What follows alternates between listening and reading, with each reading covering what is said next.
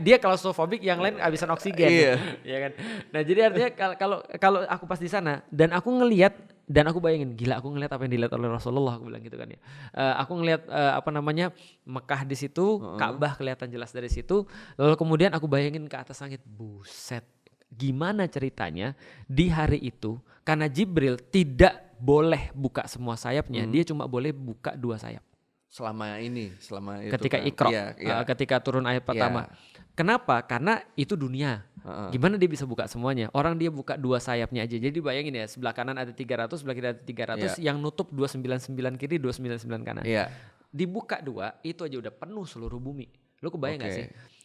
Ya di pikiran terlihat lah, bayangin aja ya. Nah, terus gimana ceritanya ketika dalam universe yang lain, ketika Rasul naik ketika ke langit gitu kan ya, maka Jibril nemenin Rasulullah itu buka 600 sayapnya. Itu pertama kali dibuka semua tuh. Baru bisa dibuka kan, karena sudah beda universe kan. Rasul ngelihat Jibril lalu berkata, indah banget penciptaanmu wahai Jibril. Jibril bilang jangan kayak gitu, ini biasa aja. Kok bisa gitu kata Rasulullah, padahal ini bagus banget, bayangin 2 aja sudah penuh seluruh ufuk, ini 600 dibuka. Aku bisa bayangin sih amaze-nya kayak apa Rasulullah. Terus kata Jibril begini, ya Rasulullah sayapku cuma 600. Itu pun kalau sudah kubuka semua seperti ini, tidak sebesar 1 sayapnya Israfil. Padahal 1 sayap padahal Israfil punya sayap 1200. Jadi lu bisa bayangin, Jibril buka 600-600-nya, itu tidak sebesar 1 sayap Israfil. Jadi kalau misalnya di kepalaku ya, ada film yang bermain nih, udah gede banget. Tiba-tiba mengecil, tiba-tiba ada sayap gede. Paham gak sih maksudnya? Iya, kayak point of view kita ke Jibril kita kecilin, terus tiba-tiba ada sayap lagi dan baru satu. Padahal dia punya 1200. 2 kali lipatnya Jibril. Dan kata Jibril, Israfil itu bukan penciptaan yang paling bagus juga. Bukan penciptaan yang paling banyak juga. Karena andaikan Israfil membuka 1200-1200-nya, maka dia tidak sebesar 1 sayapnya Hammalatil Arsy. Padahal sayap Hammalatil Arsy ada 2400. Gila. Bisa kebayang? Berarti kalau secara jadi kalau film sayap lagi nih.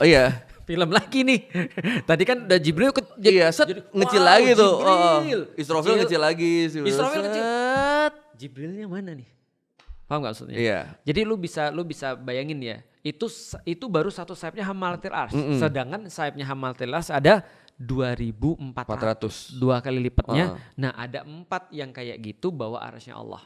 Nah, arasnya Allah kayak apa? Gak usah dibayangin. Luas banget arasnya Allah dan kekuasaan Allah tuh besar banget. Dan untuk membawa itu mungkin Serafim butuh ngembangin semua sayap ya? Betul. Dan menurut orang-orang Kristen sayapnya ada 6.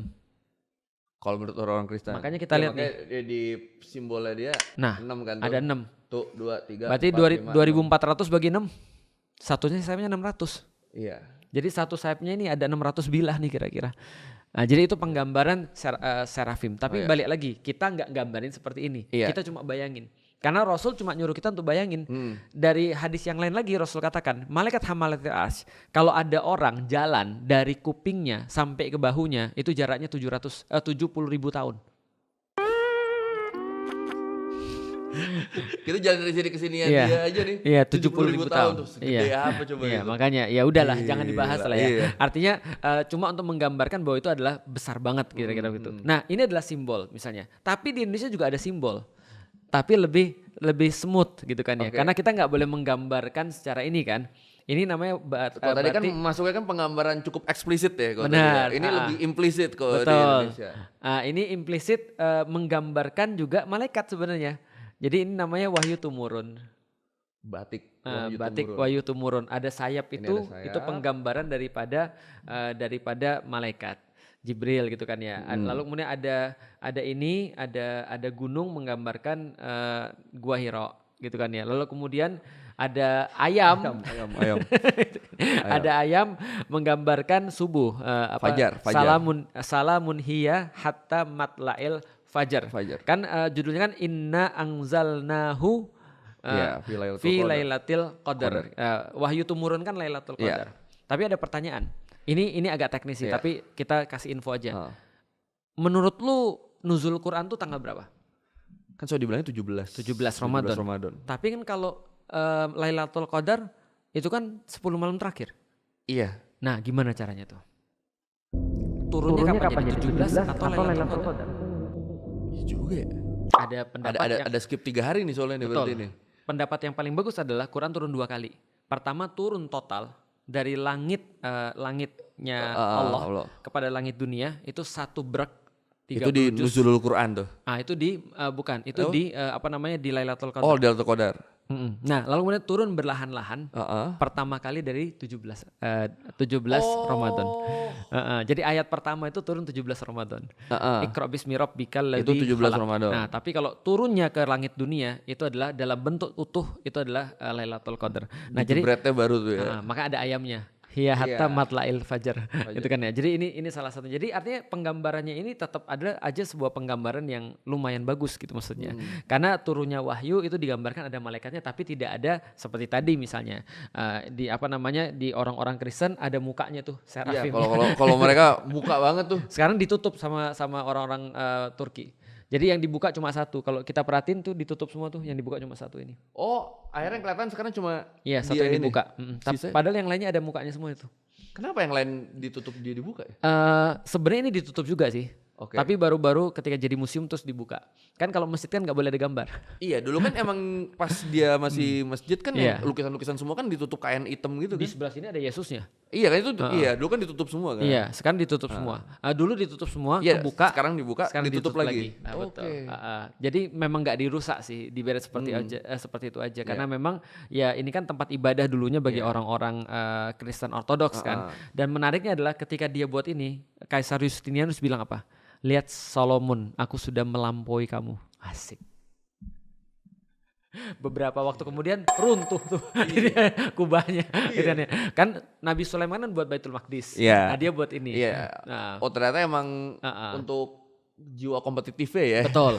Ada lagi malaikat-malaikat Indi yang lain. Kalau misalnya kita lihat malaikat-malaikat Indi, misalnya contoh misalnya kayak ini kan kalau di Kristen, kalau di kita tuh nggak pernah digambarin sih. Tapi tahu nggak sih lu kalau Nabi Adam itu ketika turun ke dunia dia kangen sama keadaan di langit. Ya. Jadi Nabi Adam itu ketika di langit, ketika di surga, dia itu sering ngeliatin malaikat-malaikat tawaf. Di satu tempat namanya Baitul Ma'mur.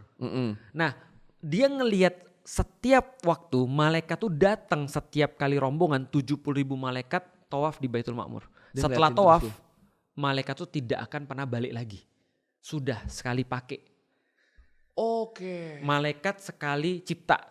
Bukan sekali pakai. Iya, sekali cipta. Sekali cipta. Enggak sama lagi. Nanti datang lagi 70.000 lagi. Nanti tawaf lagi. 70.000 lagi. Nah, jadi hitung aja kalau tiap hari 70.000 berapa tuh sekarang tuh. Ya udah enggak usah ditanya kalau 13,8 juta tahun dan 13,8 miliar tahun ya udahlah enggak usah dibahas lah. Itu malaikat-malaikat yang tidak ketemu lagi. Yang lain akan datang beda setiap 70.000. Berarti ada malaikat lagi yang kerjaannya tawaf. Saking kangennya kangennya Adam melihat itu, dia bilang kepada Allah, "Ya Allah, aku pengen kondisi itu, boleh enggak?" Maka Allah bilang, "Silahkan bikin miniaturnya di bumi." Itulah Ka'bah. Iya. Itulah Ka'bah. Nah, maka 70.000 itu nyambung dengan langit dunia, nyambung dengan posisi Ka'bah. Jadi kita meyakini secara keimanan bahwasanya di atas Ka'bah, di langit yang multiverse yang mana kita nggak tahu, itu ada Baitul Ma'mur. Itu ada tuh. Nah, yang kedua, ketika Allah nyiptain Ka'bah, karena di situ malaikat-malaikat tawaf di Ka'bah yang sekarang. Kalau di sana kan malaikat tawaf di Baitul Ma'mur. Di Ka'bah yang sekarang Allah juga kirim malaikat-malaikat, ada yang bilang 7.000, ada yang bilang 70.000 juga. Aku dapat 2 referensi. Tapi yang kuat kayaknya yang 7.000.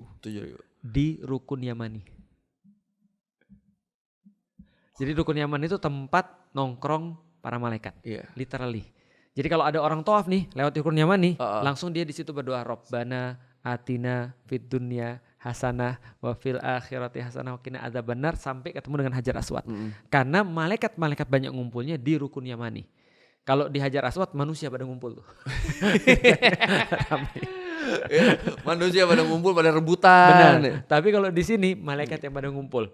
Nah, itu malaikat yang lain lagi. Ada lagi malaikat yang lain lagi. Malaikat pencari majelis taklim. Ada.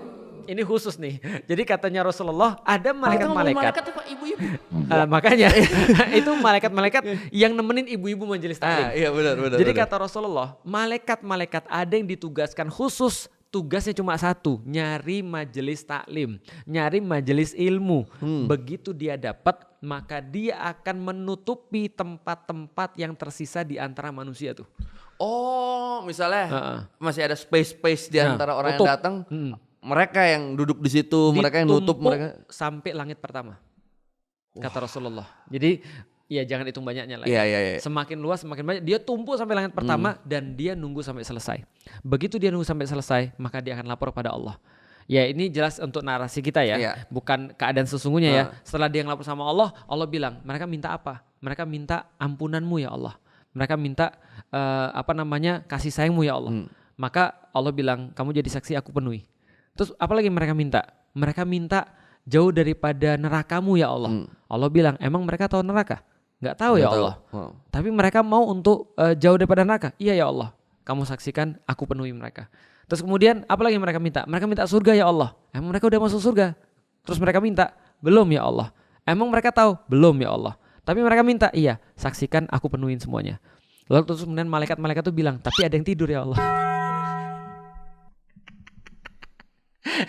Mungkin kalau zaman sekarang malaikat-malaikat pencari orang-orang yang ngaji di YouTube juga ada mungkin. Iya, mungkin ya. Kan sama-sama majelis taklim kan. Majelis taklim, cuma udah beda media, beda keramaian. Betul. Cuma ada yang niatnya beda ya Allah. Ada orang yang datang tidur, ada orang yang datang niatnya beda ya Allah. Maka Allah bilang semuanya sama-sama dapat semua. Artinya lebih baik tidur di pengajian daripada tidur di rumah. Karena itu dapat juga. Sehingga mereka udah berangkat. Mungkin capek di jalan. Betul. Nah maka malaikat-malaikat itu dikatakan menutupi majelis itu dengan sayap-sayapnya dan kemudian membuat mereka merasa sakinah. Itulah yang menyebabkan kenapa kita ketika majelis taklim itu ngantuk. Tenang. Karena di atas kita ada sayap malaikat. Dan aku berkeyakinan kayaknya di sholat Jumat lebih banyak tuh. Sholat Jumat, iyalah sholat Jumat. Karena lebih ngantuk kitanya ya. Suka ada yang ngorok aja. Gue pas nyobat di tempat gua, sampai ngorok nih. Iya, makanya kalau ada yang ngorok, yang aku khawatir bukan malaikat pencari majelis taklim, malaikat maut. Kan hari kan emang ada tahu kan gitu kan ya. Tapi enggak, tapi yang kita seriusin adalah bahwa ada malaikat-malaikat ini memang khusus untuk tadi untuk bisa mencari majelis taklim gitu maksudnya. Nah, ini adalah malaikat-malaikat yang khusus. Selain itu juga ada malaikat penjaga manusia. Lu setiap kali keluar ada malaikat yang ngelilingin lu. Masalahnya setannya lebih banyak. Serius itu. Jadi setan kan depan, belakang, kiri, kanan, bawah kan gitu kan ya. Lah malaikat mungkin dia sendirian tapi ngelilingin kan. Iya. Karena datangnya ancamannya dari berbagai arah. Mau nggak mau berbagai sisi harus gue jaga. Makanya kita lebih banyak berdoa supaya malaikat-malaikatnya tambah banyak. Kita bantulah kinerja malaikat. Nah tapi kalau ngomongin malaikat ini, saya pernah baca tentang ini. Harut Marut tuh. Harut Marut. Ya. Itu masuk ke indie juga tuh. Ya, karena self publish ya. Iya, self publish deh. Jadi gini, lu tahu kan Babilonia itu kan pusat sihir ya? Iya. Jadi lu tahu juga kan ketika orang-orang Yahudi, orang-orang Bani Israel itu ketika dalam pengasingan di Babilonia, itu mereka banyak banget lo belajar sihir. Iya. Jadi sihirnya mereka pada saat itu kombinasi antara dua sihir mainstream dunia, Mesir dan Babilonia. Digabung. Makanya lu bayangin tuh sihir Mesir udah kuat kayak gitu. Serem sendiri. Babilonia sendiri serem digabung. Jadi mereka buat sihir generasi baru tuh. Sihir Mesir dan Babilonia. Nah, untuk terus kemudian orang-orang ini tidak terpedaya dengan sihir. Sebenarnya sihir itu kan ada lagi nih. Sihir itu kan nyata ya. Ada benar-benar nyata. Cuman sebenarnya sihir itu cuma tipuan. Karena dia enggak ada manfaat sama sekali sebenarnya. Maka Allah menurunkan dua malaikat namanya Harut dan Marut. Untuk ngasih tahu manusia ini tipuan. Gimana caranya? Nunjukin. Lihat nih tipuan kami nih. Bahwa kalian jangan sampai kalian belajar sihir lagi dan beriman tidak pada Allah. Bagaimana cara sihirnya? Salah satu yang sihir yang paling ngeri. Memisahkan antara suami dan istri. Jadi salah satu sihir yang paling ngeri atau fitnah yang paling ngeri adalah yang diberikan pada suami dan istri. Sekarang lu tahu kan kenapa Indonesia banyak masalah kayak gitu? Iya kan? Iya. Karena kenapa? Karena suami istrinya ini sebenarnya juga nggak jaga gitu, maksudnya dari awal sudah bikin celah untuk datangnya problematik itu. Nah, maka Harut dan Marut itu mengajarkan sihir kepada manusia bukan untuk dipelajari, tapi ngasih tahu ini loh parahnya. Kalau zaman sekarang kayak magician revealed kira-kira gitu lah. Tipuan doang nih gitu. Oh, berarti Harut Marut tuh sebenarnya dikirim tuh untuk jadi bukan ujian. Kan banyak yang bilang literally mereka dikirim buat ngajarin sihir. Padahal malah ngasih tau trik-triknya. Agar orang tidak terperdaya. Makanya Allah bilang tidaklah mereka mengajarkan sihir tipuannya itu, kecuali mereka mengatakan ini adalah fitnah, ini adalah bohong. Berimanlah pada Allah, jangan jadi kayak gini. Nah, itu kata Harut dan Marut. Dan yang sangat menarik lagi, dia bilang bahwasanya tidak ada yang bisa mencelakakan manusia kalau Allah tidak berkehendak. Maka berimanlah pada Allah, maka Allah akan membatalkan itu semua kalau Allah mau gitu maksudnya. Jadi ini adalah ajarannya Sulaiman dan masa itu adalah Harut dan Marut. Jadi artinya kalau kita lihat ya mungkin itu cara Allah untuk ngirim orang ya. Karena kita tahu bahwasanya malaikat itu muncul seringkali dalam bentuk manusia. Contoh, Jibril itu pernah menyerupakan diri jadi manusia untuk ngasih tahu Maryam bahwasanya dia akan mengandung seorang anak namanya Isa.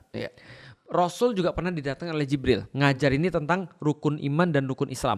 Yang duduk tiba-tiba ganteng banget, wangi banget, duduk lututnya nempel dengan Rasulullah, lalu nanya apa itu iman. Kata para sahabat nih datang nanya siapa nih itu kan dia. Ya, sahabat nggak akan itu malaikat kan, nggak expect udah manusia. Apa itu iman, apa itu Islam dengan ya. Nah Rasul bilang itu Jibril ngajarin kalian tentang agama kalian kan gitu kan. Kaget dong sahabat ngedenger. Sahabat kaget. Tiba-tiba datang langsung duduk dengan Rasulullah, sepenting apa nih orang itu maksudnya. Yang lain aja merasa sangat mungkin sangat menghormati kan gitu kan ya. Tapi ya namanya malaikat ya, sering menyerupakan pada orang-orang tertentu menjadi manusia gitu. Tapi penggambarannya adalah penggambaran orang-orang barat. Orang-orang barat. Iya, karena mereka tidak punya batasan kayak kita nih. Iya, kayak misalnya kita nyari serafim ya.